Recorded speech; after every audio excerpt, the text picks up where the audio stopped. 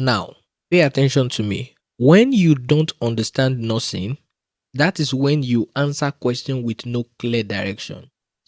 In nursing school, right? In nursing school, your question is written in form of giving you knowledge or trying to test your existing knowledge. That is how nursing school question is written. For NCLEX question, on the other hand, is not written in form of knowledge. Instead, NCLEX question is written in form of practice, like you are actually acting as a nurse, right? The only difference between you as a nurse on the NCLEX exam and an existing what nurse that is already working is that you are not licensed, you are fighting for your license, but this nurse already have a license. You are both doing the same thing, just that this nurse is doing a thing physically, right? And you are doing your thing in form of what? An exam. But you can never compare this role that the NCLEX is making you undo as nursing student role, because nursing student way of thinking is different from the way you think as a nurse. So when you are answering question, you need to have a clear direction to what the question is asking. As a nurse, you have a lot of duty to carry, right? A lot of care. So now, anytime you are trying to answer a particular question, ask yourself, what is that care that I'm giving in that particular question? Now, when I look at this particular question, I scan through it. This is how I do. I scan through it, right? Now, when I scan through the question, then I'm saying, okay, the nurse is teaching a client newly diagnosed with diverticulosis. Now, I understand the principle of when you are being tested related to what? Condition. I understand the principle in a sense that when you are being tested related to condition, NCLEX can test you related to anything, medication, procedure, condition, a lot, because they are within what? Your scope of practice, they are your duty, they are care you are going to give to various clients, right? But now, in this question is testing you related to condition. There are two things you need to understand about condition. NCLEX can test you related to medical condition, or NCLEX can test you related to what? Surgical condition. Right. If you look at this question, it's related to what? A medical condition. Right. If it's a surgical condition, you are also going to note if it's a surgical condition. But in this question, it's a medical condition. Right. Now, there are principle of answering surgical condition and there are principle of answering medical condition. You see, you can see I'm trying to answer this question, but I'm not just jumping into the question. I have this thinking process, because this what you don't know, or this what you don't see when I'm answering question. I have this thinking process before I process the question. What am I dealing with? Am I dealing with a medical condition, or am I dealing with a surgical condition? If you are dealing with a surgical condition, you don't think about the surgery because the surgery is not within your scope of practice. So why are you thinking about the surgery? Are you a doctor? No. So why are you thinking about the surgery? Now, when I see surgery, automatically what comes to my head is the NCLEX testing me about pre-operative care? Is the NCLEX testing me about post-operative care? Or is the NCLEX testing me about a specific word? Complication. That is what I think about. These three things. So when I read the question, I can easily know if it is pre-op, post-op, complication, because the body of the question right here is going to tell me what the kind of care I'm giving. If they tell me a patient is scheduled for surgery, then I will not be thinking about post-operative care. I will not be thinking about complication. Instead, my mindset will be about what? Pre-op, because somebody is scheduled for surgery, the surgery has not been done, right? So I'm just thinking about pre-operative care, right? Also, what can also guide me to know if the question is testing me related to pre-op, post-op, or complication, I will just look at the answer keys. From the answer keys, I can be able to tell the kind of care, because I know how pre-operative care look like, I know how post-operative care look like, I know how complications should look like. So the answer key is going to guide me accordingly as well too. That's why I said NCLEX don't have confusion. You just need to know how to figure out the information. That is it, and which most students are already getting, right? This part is the body of your question. This part is the stem, and this part is the answer keys. Right? Now, since I understand the body always used to have the content of what the examiner is testing. The stem is the examiner question related to what? The main content of the body. And then your answer key help you out to create furthermore understanding of what the question is saying, and also giving you the ability to what break each question. If it's in nursing school, right, when you are dealing with question, you don't analyze each answers. But on the NCLEX, you need to make analysis, because that is where is through the answers that NCLEX tests to see if you are a safe nurse. It's not even right from the question. The question just give you the understanding. The answer now tests to see if you are a safe nurse. If you don't select any correct answer, right? If you don't select the correct answer, it means that you are not a safe nurse related to that particular question. So everything, you need to understand what this means, be able to interpret it accordingly related to the question, so that you can have a smart thinking when you answer the question. We are going to do that shortly, right? But I'm trying to walk you through the thinking. Now, when it comes to medical condition, right, NCLEX wants you to know the pathophysiology, and NCLEX wants you to know the body system affected. You see, now you can see when I'm trying to answer question, I don't just jump into conclusion. All these things is what I think about.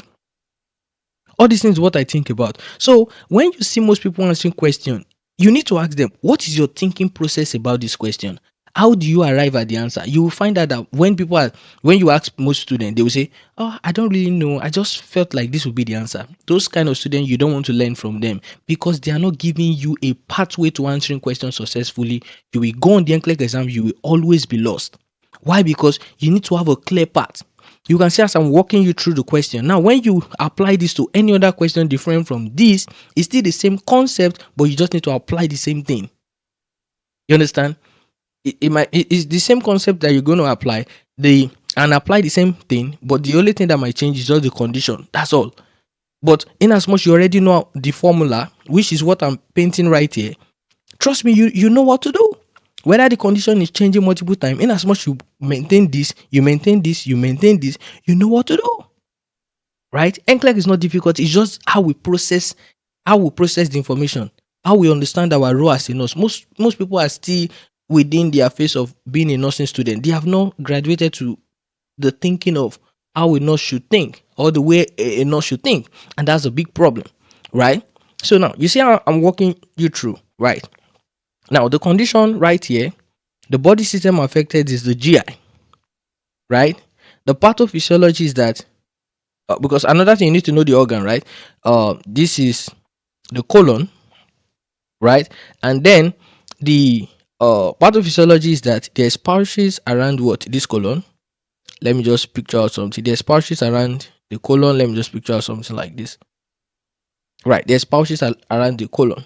Right now, another thing NCLEX wants you to know is that for every disease condition, NCLEX tests what specific safety concern. Whether it's a medical condition or a surgical condition, NCLEX tests specific safety concern. So now, for every disease condition that you are learning, you need to be learning what the safety concern. Now, the complication that can arise from this condition is perforation, right? Perforation, which can lead to what? Peritonitis, which is going to be life threatening to the patient. So what we want to avoid in this kind of patient is what? Peritonitis. So now you can see I've created a baseline knowledge related to what? This particular question. So in this particular question, the big care is to make sure make them avoid what? Constipation. Right, because everything that can lead to perforation, then peritonitis, we all start from what? Constipation. You can see now for this condition, you only see what I knew. You see, when people are having 5 pages of understanding related to just one condition, all this information I just know is just 1 page. It's never up to 1 page. It might just be uh uh half of the page, just about this condition, and it's enough for me to answer this question. Because what you need to know initially when you are trying to answer question is this, because these are things you need to know. It's not now that you need to know it. If you are just knowing it now, then I will not say it's a problem, but that is why the information look a lot for you. Because initially you need to understand that the kind of care that a nurse give to their patient is internal care and external care. This is the kind of care that a nurse give to the patient: internal care and external care. The internal care involve the body, the external care involve the ethical part of nursing. This part is where you have your treatment, your medication, procedure, diagnosis, all those things. But external care don't have anything to do with that. External care is like your ethical guideline, principle, confidentiality, advance directive, privacy, client right, needs. That's what is in external care. This part show up 70% on the exam. This part show up 30% on the exam. So the whole goal of this part is to make sure that the patient is what? Stable, or we treat unstable patients. That's the whole goal. So we deal with making sure that patient is stable, or we fix patient that is unstable. The whole goal of this part is to maintain what? Ethical guideline related to nursing. That's the whole goal of this part. So now, since this is the biggest part, let's talk about it, because this particular question now, if I look at this particular question, I want to identify, am I doing uh ethical aspects, or am I doing care related? Am I doing care related to the ethical aspect of nursing, or am I doing care related to the body? This is a care related to the body.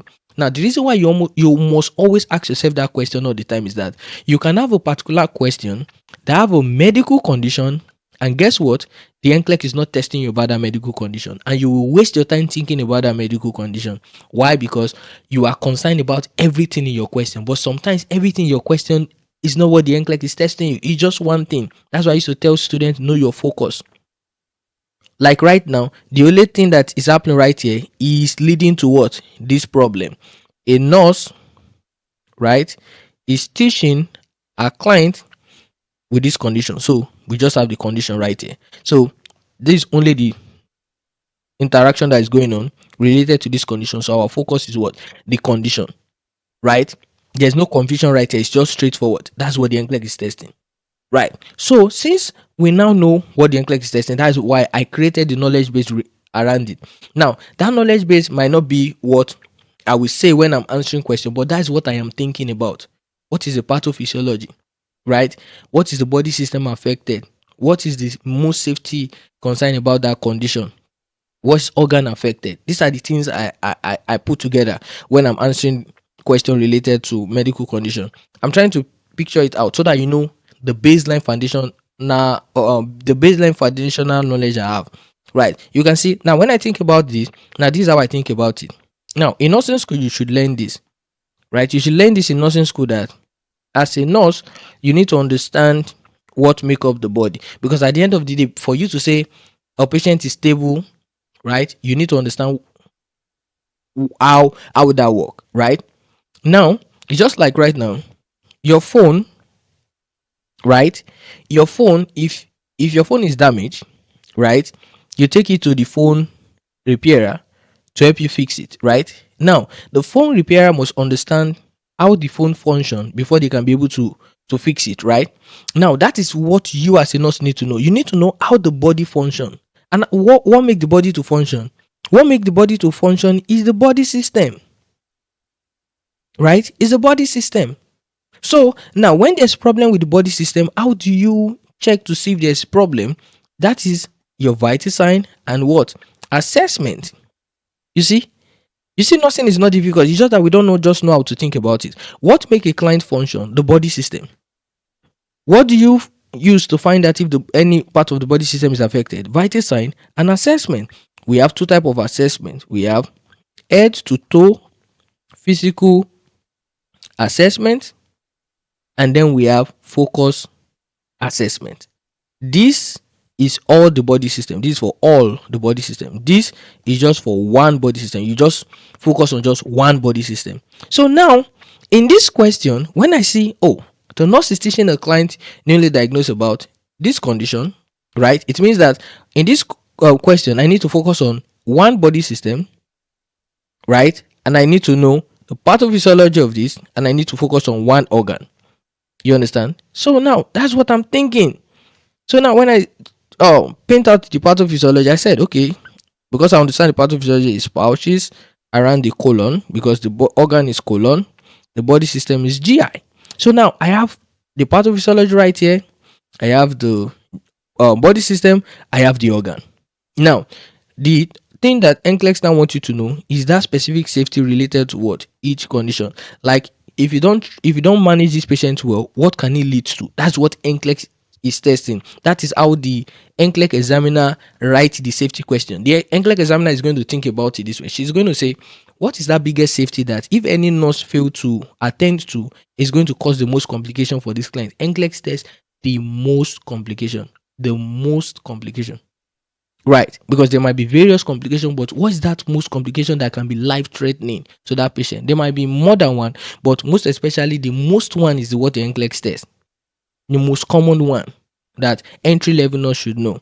Now, the most common one for this condition is peritonitis. Now, you ask yourself, how would peritonitis happen? Right, because there's pouches right here. So now, what can lead to the peritonitis is that if these pouches they get perforated or they rupture. Right. So now when they rupture, guess what? Colon carries what? Our stool. So now when the stool is passing through and then this area is rupture, guess what? It starts leaking to what? The peritoneal what? Cavity, and then infect the peritoneal cavity, causing infection, and which we call what? Peritonitis. And peritonitis is life threatening. We almost lost a particular client who had what? Peritonitis. Right? We lost a particular client, was in coma for more than 60 days in ICU.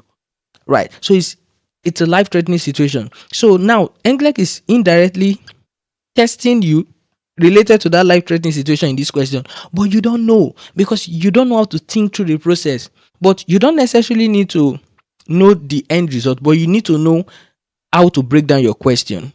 But at the end of the day, it's still important because all these things are not difficult. It's something you should have known earlier on. Right. It's something you should have known earlier. But now look at how I'm putting it together. But you come from a particular way of thinking related to nursing care, which is all these things right here. So now since I know how a patient function, this is what I did. I started learning the body system. I started learning audio body system. I learned 10 body system. So I was learning audio body system. I learned the cardiovascular, neuro, respiratory, GI, endocrine, right, immune, renal system, reproductive system, the musculoskeletal, and integumentary. So that's how I learned them. So I knew this body system, and I was like, okay, I learned vital sign as well too.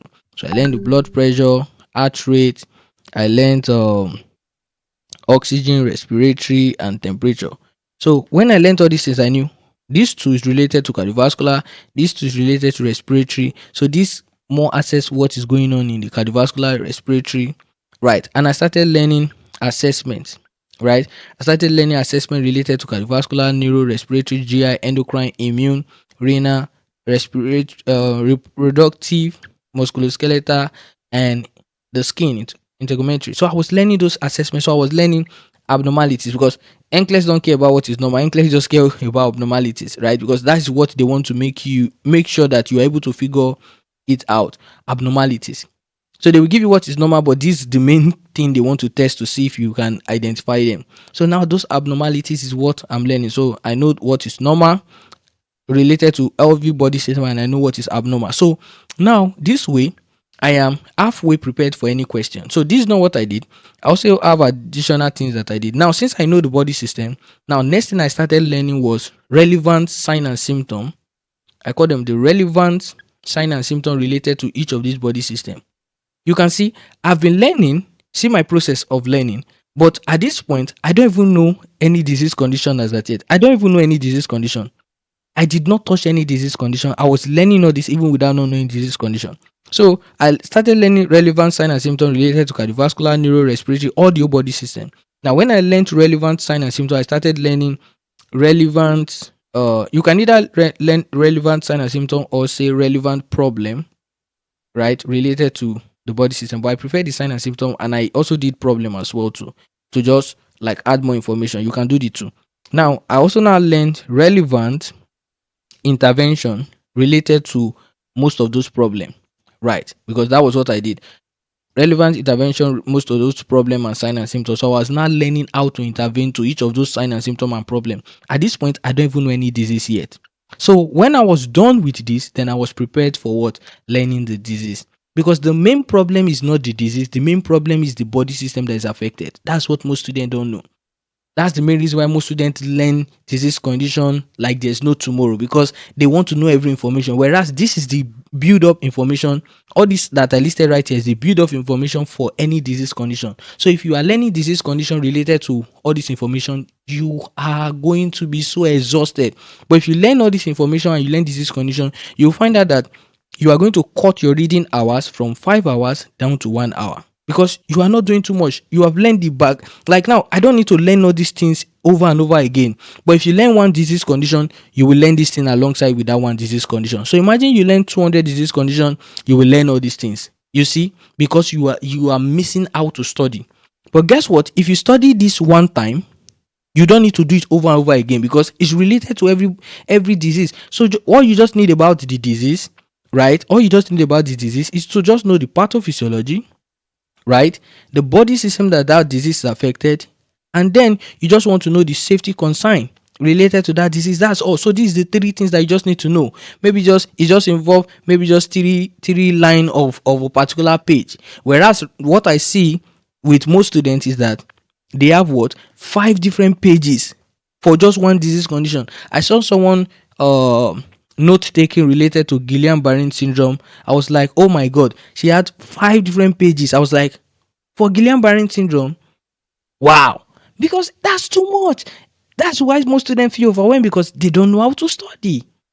Now, the problem is the foundational aspect of learning. When the foundation of nursing, when the foundational aspect of your nursing learning, you were not able to link information together, it become a problem. Now you are learning different things.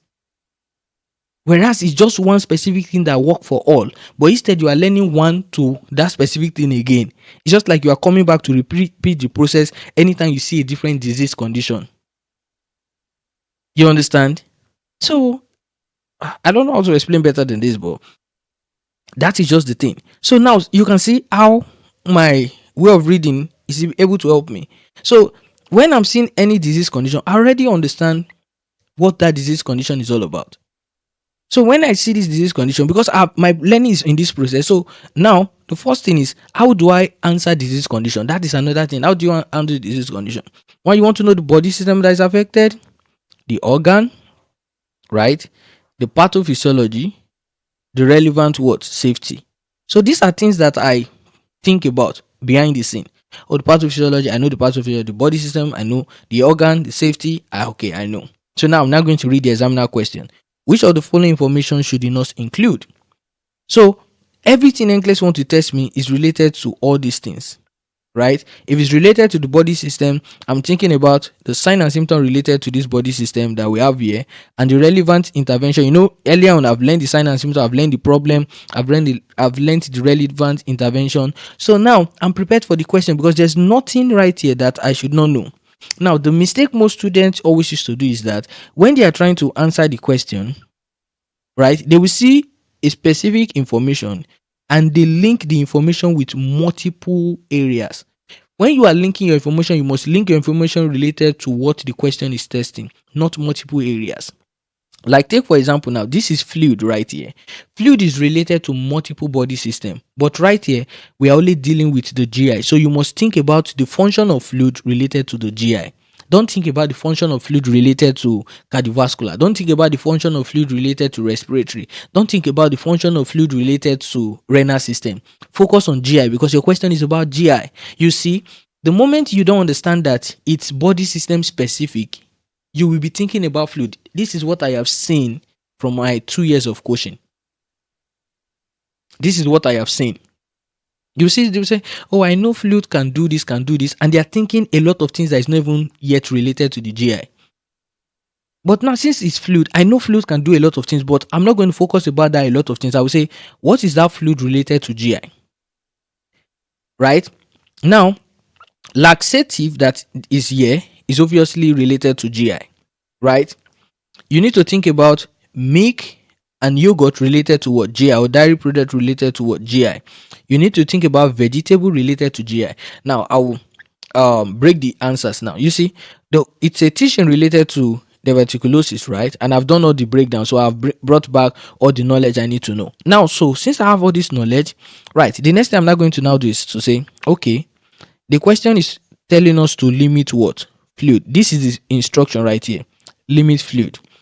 Now, this is saying you may be prescribed this. So this is instruction, you may be prescribed this. Now, that's how you think through your question, because every information in the question don't really matter. You need to understand what is the main information right there.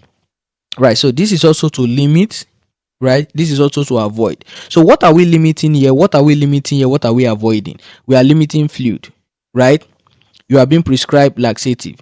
You are limiting dairy product. You are avoiding vegetable. So now we are dealing with a GI situation. So related to this GI problem, what is fluid?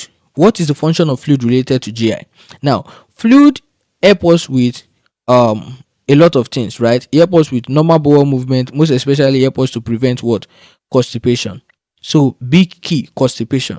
So now you are now asking yourself, what is the relation with constipation and diverticulosis, right? So you see what I'm saying. So initially, if you have known the safety concern, you already understand why constipation is related to diverticulosis, because now the pathophysiology have guided you right now that okay, there's pouches, and then if there's constipation, stool is going to get stuck in this area, cause it to be more inflamed, then get it to rupture or perforate, then the stool start falling into the peritoneal cavity and it cause peritonitis, and patient can die from that situation if care is not taken. So now it now means that fluid is important to avoid constipation for this kind of patient that have high risk of what? Rupture.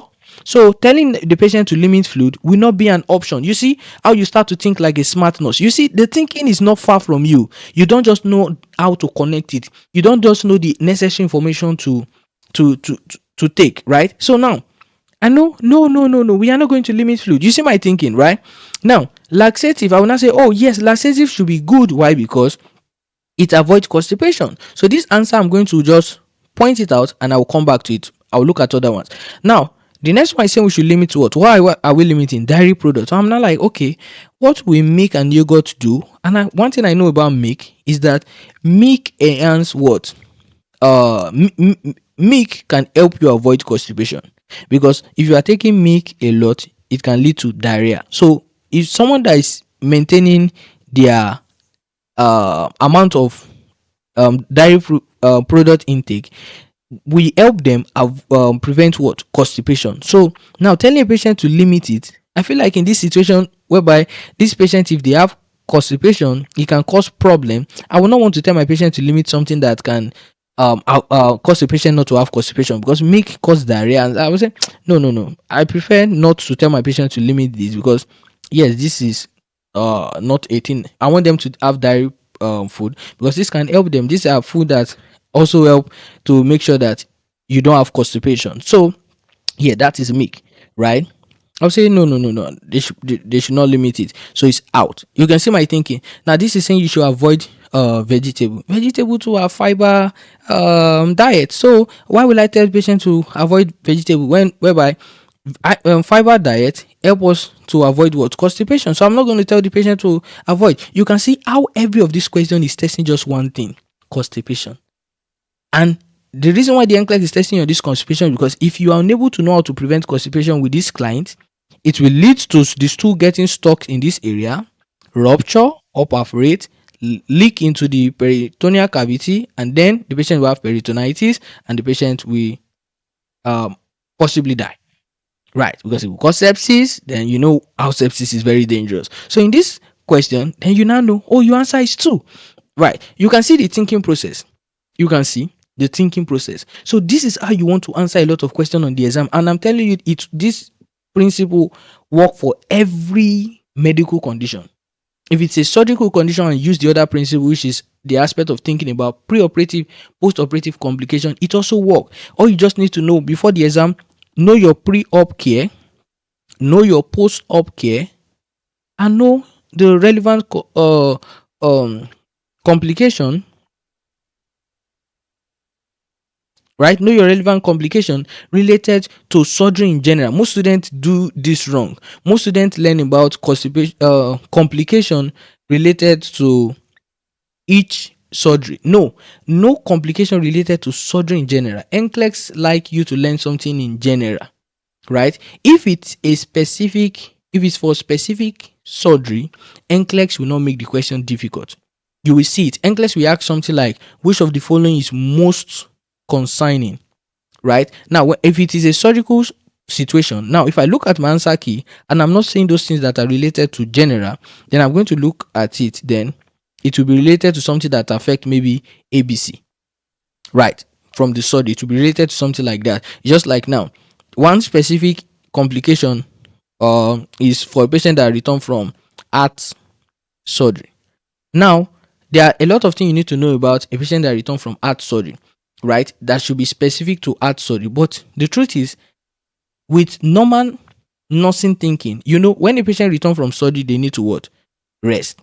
So even if you are not learning something in general to heart surgery patient, okay, it's a normal thinking when you see one of the answer that is telling you, oh, allow patient to rest, okay, it's a good thing. Allow patient to ambulate, okay, it's a good thing. Except if there's contraindication to what the answer is saying, that is when you now start saying, oh, it's a bad thing. But if there's nothing wrong about it, if it's not going to kill the patient, one thing I want you to know is it, when you're answering question and then you are seeing a particular answer, you are like, it's not going to kill the patient, then there's nothing wrong about the answer, because every kind of care we are offering, we are trying to do the right care, just because we don't want to cause problem to the patient. Right. So if limiting fluid will not cause problem to this patient, then I will say, okay, this answer is not going to be wrong. But guess what? Limiting fluid can cause constipation, right? Which is going to be a problem. That's why this answer is wrong.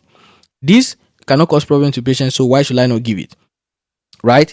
Limiting dairy product can cause the patient to maybe uh you know constipation. I don't want to really say, oh, because you want to avoid constipation, you make is the right thing to take. No, at least you want to just maintain this certain diet, because it help control the bowel movement from just being totally constipated, but you are just in between having soft stool, and this milk and yogurt can do that job well.